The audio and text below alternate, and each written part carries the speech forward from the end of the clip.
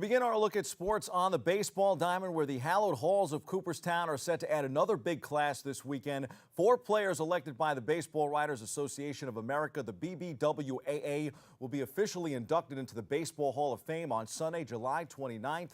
Third baseman Chipper Jones and first baseman Jim Thome made it on their first time on the ballot. Outfielder Vladimir Guerrero made it on his second try, and pitcher Trevor Hoffman on his third. Jones led the way with 97.2% of the vote. Fellow first-timer Thome was named on 89.8% of the ballots. Guerrero made a massive jump from the near miss of the year previous, going from 71.7% all the way to 92.9%.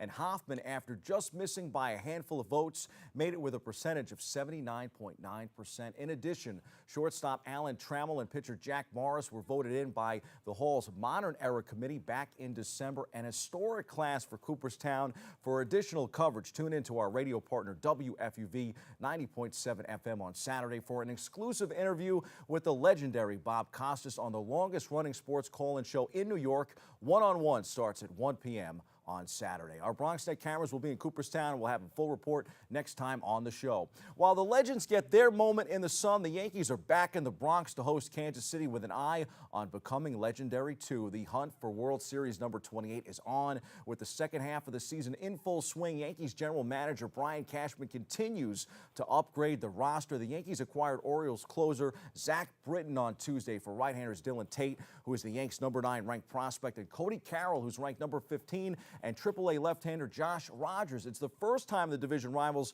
have made an in-season deal since July 1989, when the Yanks acquired right-hander John Habian in exchange for outfielder Stan Jefferson. The Yankees acquired Tate, the 4th overall selection by the Rangers in 2015, as part of the package that sent Carlos Beltran to Texas during the summer of 2016. I love the deal. The Yankees bolster AL's best bullpen and in the process beat their rivals to the punch. The Yankees didn't just add Zach Britton to an already potent bullpen. They also made sure he didn't get dealt to the Houston Astros or the Boston Red Sox. Check out this stat from the Yankees. With Britton now in their bullpen, the Yankees have 4 of the active 14 pitchers with at least 100 relief innings who have a career ERA under 2.50. Britton is first with a 1.69. Chad Green is third with a 1.88. Aroldis Chapman is 8th with a 2.20. And Dellin Betances is 12th with a 2.33. Now, the Yanks just have to do a better job against some of the weaker competition. They have struggled against subpar teams this season. Tonight is CC Sabathia bobblehead night at the big ballpark in the Bronx. One thing is sure, it's good to see Masahiro Tanaka finding himself again. In the performance of the week, Tanaka pitched a 3-hitter. Austin Romine drove in 2 runs as the replacement for again injured catcher Gary Sanchez, and the Yanks beat the Tampa Rays 4-0 on Tuesday night. Sanchez needs to find himself again once healthy.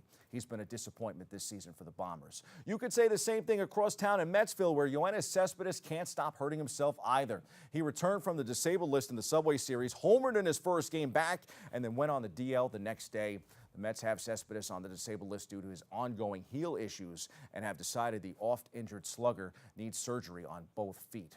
On a brighter note for the Mets, how about rookie Jeff McNeil? McNeil spent his life dreaming of the moment he would step into a major league batter's box. He waited 5 years after being drafted in the 12th round in 2013 by the Mets, but he needed just one pitch to make it all worthwhile. McNeil, summoned from AAA on Monday night, lined the first major league pitch he saw, a Phil Hughes fastball in his center for a pinch hit single in the 8th inning of the Mets' 6-3 victory over the San Diego Padres on Tuesday at Citi Field. The Mets continue their series in Pittsburgh this weekend.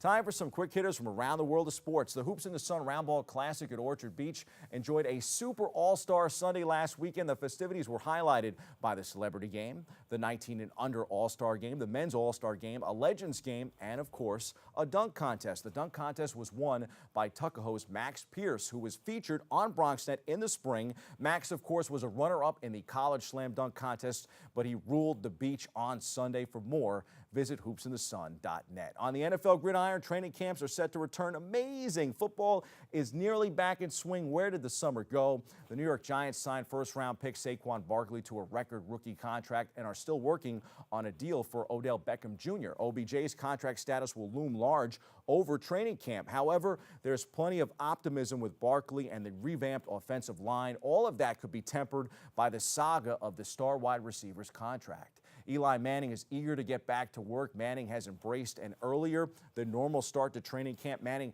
had never been asked to report to camp before the other veterans, but he aims to take advantage of the extra days. The Jets will be looking to take advantage of their rookie signal caller. The team's #1 objective this preseason is to determine if Sam Darnold is ready to start. All eyes will be on the rookie, but these coaches have to worry about winning now after going 10-22 the past 2 seasons. Gang Green said goodbye to all-time great Darrelle Revis Tuesday. The team constructed an actual Revis Island to honor the 7-time Pro Bowl cornerback who played 8 of his 11 seasons with the Jets. Revis said he wished he could have played his entire career with Gang Green.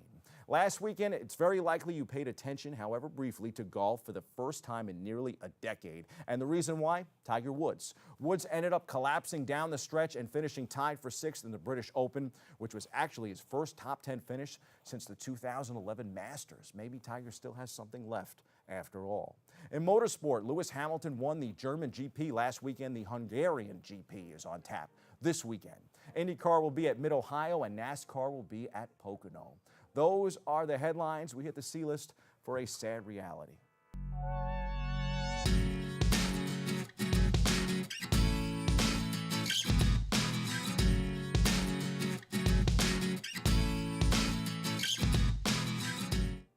One of my most proud resume credentials is saying that I am a former New York Daily News sports writer. Having grown up here in New York City, it was an honor to see that byline in print. Newspapers were my trade and my original career aspiration. Although I could see the proverbial writing on the wall 10, 12 years ago, I still never thought the state of the business would take such a turn in 2018. The city that never sleeps finds that it's running out of reporters to report.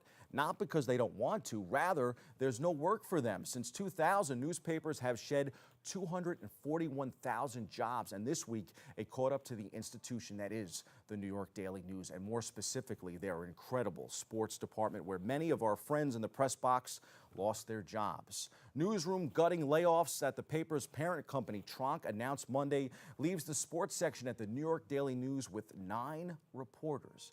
9, down from 34.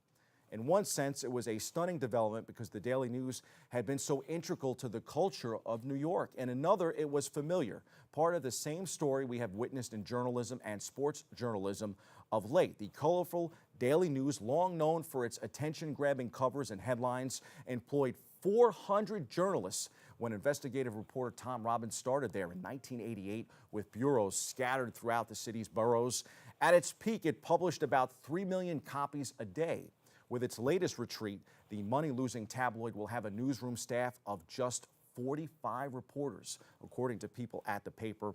It closed its bureaus in an earlier cost-cutting move in 2015. The Daily News without Frank Isola, without John Harper and Mike Mazzeo, that's a sin. And it begs the question, will anyone ever buy the paper ever again? I'm Bobby C. We'll be back with more after this.